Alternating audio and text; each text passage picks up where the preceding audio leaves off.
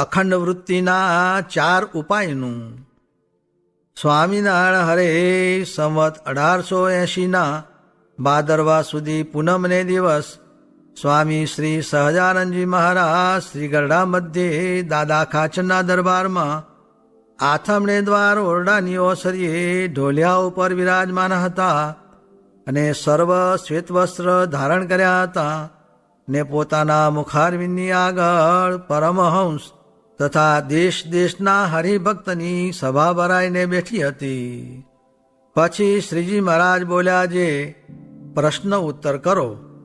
ત્યારે મુક્તાનંદ સ્વામીએ પ્રશ્ન પૂછ્યો, જે ભગવાનના સ્વરૂપમાં અખંડ વૃત્તિ રહે તેનો શો ઉપાય છે? પછી શ્રીજી મહારાજ બોલ્યા, જે એનો ઉપાય તો 4 પ્રકારનો છે. તેમાં એક તો જેના ચિત્તનો ચોંટવાનો સ્વભાવ હોય તે જ્યાં ચોંટાડે ત્યાં ચોંટી જાય. તે જેમ પુત્ર કલત્રાદિકમાં ચોંટે છે તેમ પરમેશ્વરમાં પણ ચોંટે. માટે એક તો એ ઉપાય છે. અને બીજો ઉપાય એ છે, જે અતિશય શૂરવીરપણું. તે શૂરવીરપણું જેના હૈયામાં હોય ને તેને જો ભગવાન વિના બીજો ઘાટ થાય તો પોતે શૂરવીર ભક્ત છે. માટે તેના હૃદયમાં અતિશય વિચાર ઉપજે. તે વિચારે કરીને ઘાટ માત્રને ટાળીને અખંડ ભગવાનના સ્વરૂપમાં વૃત્તિ રાખે છે. અને ત્રીજો ઉપાય તે ભય છે. તે જેના હૃદયને વિશે જન્મ, મૃત્યુ ને નરક 84 તેની બીક અતિશય રહેતી હોય તે બીકે કરીને ભગવાનના સ્વરૂપમાં અખંડ વૃત્તિ રાખે છે. અને ચોથો ઉપાય તે વૈરાગ્ય છે. તે જે પુરુષ વૈરાગ્યવાન હોય તે સાંખ્યશાસ્ત્રને જ્ઞાને કરીને દેહ થકી પોતાના આત્માને જુદો સમજીને તે આત્મા વિના બીજા સર્વ માયિક પદાર્થને અસત્ય જાણીને પછી તે આત્માને વિશે પરમાત્માને ધારીને તેનું અખંડ ચિંતન કરે. અને એ 4 ઉપાય વિના તો જેના ઉપર ભગવાન કૃપા કરે તેની તો વાત ન કહેવાય. પણ તે વિના બીજા તો અનંત ઉપાય કરે તો પણ ભગવાનને વિશે અખંડ વૃત્તિ રહે નહીં. અને ભગવાનને વિશે અખંડ વૃત્તિ રહેવી તે તો ઘણું ભારે કામ છે. તે જેને અનેક જન્મના સુકૃત ઉદય થયા હોય તેને ભગવાનના સ્વરૂપમાં અખંડ વૃત્તિ રહે છે. ને બીજાને તો અખંડ વૃત્તિ રાખવી મહાદુર્લભ છે. એવી રીતે ભગવાનના સ્વરૂપમાં અખંડ વૃત્તિ રાખવાની વાત કરીને પછી શ્રીજી મહારાજ બોલ્યા, જે આ સંસારને વિશે માયા માયા કહે છે તે માયાનું રૂપ અમે જોઈ લીધું છે. જે ભગવાન વિના બીજે ઠેકાણે જે હેત રહે છે તે જ માયા છે. અને આ જીવને પોતાનો જે દેહ ને દેહના સગા સંબંધી ને દેહનું ભરણ પોષણ કરનારો એટલાને વિશે તો જેવું પંચવિષયમાં જીવને અતિશય હેત છે તે થકી પણ વિશેષ હેત છે. માટે જેને દેહ ને દેહના સગા સંબંધી ને દેહના ભરણ પોષણ કરનારા એમાંથી સ્નેહ તૂટ્યો તે પુરુષ ભગવાનની માયાને તરી રહ્યો છે. અને જે પુરુષને ભગવાન વિના બીજામાંથી હેત તૂટે છે તેને ભગવાનને વિશે હેત થાય છે.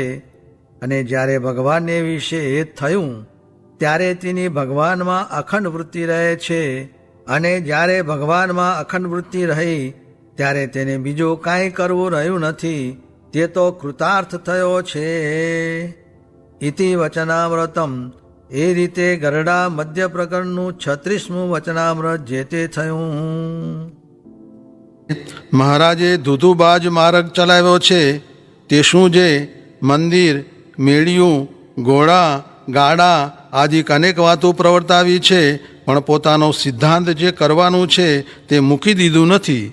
તે સિદ્ધાંત એ જે નિર્વાસનિક થવું ને ભગવાનમાં જોડાવું. પછી ગમે તે કામ કરો, ગ્રહસ્થાશ્રમમાં રહો કે ત્યાગી થાઓ, પણ અંતે કરવાનું એ છે. સ્વામિનારાયણ સ્વામીએ વાત કરી, જે આજ્ઞા પડે એટલી વાસના બળે.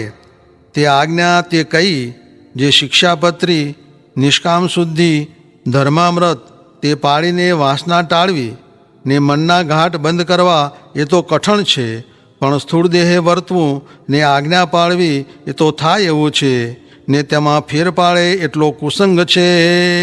સ્વામિનારાયણ હરે સ્વામીએ વાત કરી જે સ્ત્રી, ધન, દેહાભિમાન ને સ્વભાવ એ ચારમાંથી જેની જે ચિકિત્સા જાણતા હોય તેની પાસેથી તે શીખવું, ને 4 ગુણ એકને વિશે હોય એવા પુરુષ મળે તો ગુણ એની પાસેથી શીખવા. સ્વામિનારાયણ હરે સ્વામીએ વાત કરી જે આ જીવ બધાએ સારા છે પણ અખંડ ચિંતવન નથી થતું, તેનું કારણ એ છે જે અભ્યાસ કર્યો નથી, પણ અભ્યાસે થાય. સ્વામિનારાયણ હરે સ્વામીએ વાત કરી જે હરિશંકરભાઈએ પૂછ્યું જે પ્રવૃત્તિ માર્ગમાં દેહ ધર્યો છે ને પ્રવૃત્તિથી અકળામણ આવે છે તે કેમ પાર પડશે? ત્યારે સ્વામીએ કહ્યું જે હવે શું પાર પડવું બાકી રહ્યું છે? પાર પડી ચૂક્યું છે ને પ્રવૃત્તિ ટળી ગઈ છે, ને અર્ધું તો પાર પડ્યું છે ને પ્રવૃત્તિ છે તે સારી છે. નિકર ક્યાંયનું ક્યાંય જાતું રહેવાત ને પૂર્વનો સંસ્કાર ભારે છે ને પ્રવૃત્તિમાં કેટલુંક ઠીક છે. વળી ફરી પૂછું જે પૂર્વનો સંસ્કાર છે ત્યારે હમણાં કેમ સત્સંગ થયો? ત્યારે સ્વામી બોલ્યા જે જોગ થાય ત્યારે બીજ ઉગે ને પાણીનો જોગ થયા વિના બીજ સરસ હોય પણ ઉગે નહીં. સ્વામિનારાયણ હરે સ્વામીએ વાત કરી જે કોઈકે સ્વામીને કહ્યું છે આ પ્રાગજીને તમે ઐશ્વર્ય આપ્યું તે છકી ગયો, માટે શેખજીની પેઠે કરો. ત્યારે સ્વામી કહે આ ઠોઠ બોટ્યું નથી, આ તો પાતાળે પાયા છે, ખરા રાજીપાનું મળ્યું છે. સ્વામિનારાયણ હરે સ્વામીએ વાત કરી જે સંકલ્પ થાય છે તે માહી રાગ છે તે થાય છે, ને જોયા છે તે આગળ આવીને નડે છે, ને કલકત્તું નથી જોયું તો સ્વપ્નમાં પણ નથી આવતું. ઝેર ખાધાના કે અફીણ પીધાના સંકલ્પ થાય છે? ભટ્ટજીને કહે હવેલી બાળ્યાના સંકલ્પ થાય છે, માટે નિયમમાં રહીને ખાવું, જોવું ને મોટા સાધુને વિનય કરીને કહેવું તો ધીરે ધીરે ટળશે. સ્વામિનારાયણ હરે સ્વામીએ વાત કરી જે આજ્ઞા પડે એટલી વાસના બળે, ને આજ્ઞા ને ઉપાસના બે મુખ્ય જોઈએ. તે કૃપાનંદ સ્વામીનો એમ ઠરાવજે કોષ ઊની કરીને ગળામાં ઘાલે એ કેટલું દુઃખ થાય, તો પણ આજ્ઞાભંગ ન કરવી. ને છાનું ખાતા હશે, પદાર્થ રાખતા હશે, પથારી જાજી કરતા હશે, તે ઓલ્યા સ્વામિનારાયણ નથી જાણતા? હરિ કે આગે કहाँ दुराई मन अपने की घात, હરિ તો સબ જાનત હૈ રોમ રોમ કી બાત. બધું એ જાણે છે, આ રાજ કાંઈ ભોળું નથી. તે લોપશે તેનું જાણજો જે મોત આડું આવશે. આપણે કાંઈ છોકરો છે તે મરે, આ તો દેહ એ જ છોકરો છે, ને ગ્રહસ્થને છોકરો હોય માટે દેહને તો એવો રોગ થશે તે શિયાળિયાના ચૂસ્યામાં રસ હોય જ નહીં. લાકડી જેવા કરશે, ફકર રાખશોમાં, ને જો એમાં ફેર હોય તો આ ઠેકાણું સંભાળજો. એમ જૂની ધર્મશાળામાં પોતાને આસને બેસીને કહ્યું. સ્વામિનારાયણ હરે સ્વામીએ વાત કરી જે સ્તુતિ નિંદાના વચનાવર્તમાં કહ્યું છે જે જેને ભગવાનનું મહાત્મ્ય સમજાણું હોય તેને સારા વિષય મળે તો તેમાં મૂંઝાઈ જાય. ત્યારે એક સાધુએ પૂછ્યું જે સારામાં મૂળગો કેમ મૂંઝાઈ જાય? એટલે સ્વામી કહે ઓલ્યા બીજા જેમ નરસામાં મૂંઝાય તેમ એ સાધુ સારામાં મૂંઝાય. કેમ જે એણે આગળથી જ રાખ જેવું કરી મૂક્યું હોય પછી શું કઠણ પડે? ને અમારે આટલું આસન નહોતું રાખવું, પણ સાધુએ કહ્યું એટલે રાખ્યું, પણ ગમે નહીં, ને સૌ આસન જેટલું નાખે છે એટલું નાખ્યું. તે ઘડ પણ સારું, તે વગર પણ ચાલે. ધરતી જેવું તો સુખ જ નહીં, ને વાહને પણ ઝાઝું ન ચલાય તે સારું. જેવું તેવું હોય તે ઉપર બેસીએ, પણ તેમાં વળી તાલશા.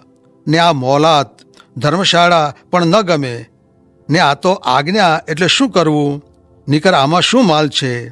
સેવા થાય એટલો માલ, નીકર તો વન બહુ ગમે. સ્વામિનારાયણ હરે સ્વામીએ વાત કરી જે ભગવાનના કથા કીર્તન થતા હોય ત્યારે ધ્યાન મૂકી દેવું. કેમ જે એમાંથી જ્ઞાન થાય ત્યારે ધ્યાન ટકે.